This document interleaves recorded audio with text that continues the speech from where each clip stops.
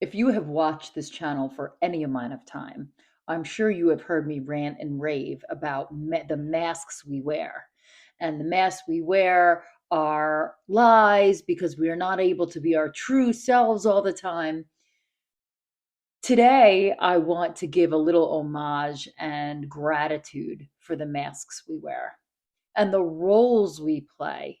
Sometimes they're so self protective, and not in a bad way, not in a defensive way, but in a you don't have to bare your raw soul every minute of every day. I tend to take myself a little too seriously. And joy is very important to me. But when it comes to like the work, I get really worky. And so, what comes up for me today is you don't have to tell the wonderful girl that gives you your coffee every day, when she says, "How are you?" You don't have to bare your soul. You could just be, "Everything's fine." And that's not like your deepest, darkest lie. It's just you don't need to show everything every minute that you have it. When you first gain the truth, this is something that one of my mentors taught me, and I think it's so true.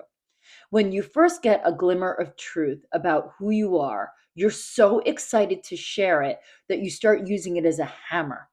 You start using it on everyone in your life, showing them where they're lying and showing them how you've been lying to them. You kind of rip off the band-aid of all kind of the person that you were to them without easing into it.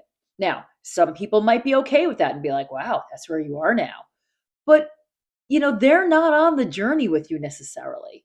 So it may be a little more effective to not have to not lie, but you also don't have to tell them everything every minute you're having it. Be judicious and be sensitive and be compassionate with people that maybe don't totally want to look at all their stuff and they don't really need you to point it out.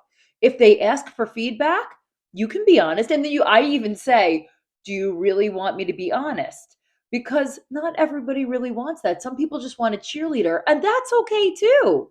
But if somebody asks for your feedback, then you can be honest. But otherwise, not that you should lie. And I'm not even saying like white lie and shade the truth, but you can omit, you can use the lie of omission and the mask of compassion to care for someone that you know is hurting.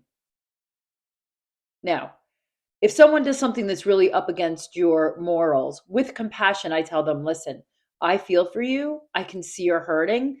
I don't really abide what you're doing. I mean, I have been in that position with very close friends of mine before, and I don't lie, but I also don't hit them over the head with the hammer of my opinion either. And I think there's a really strong place for compassion, especially right now.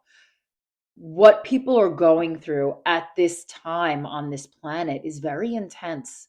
And if we could all kind of, I said the other day, look at each other like troubled children that are kind of having a hissy fit and have a little more compassion for them. And then in turn, maybe they can have a little more compassion for us when we're not at our best.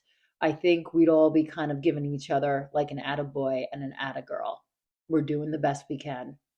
And that's what comes up for me today. And I will see you tomorrow.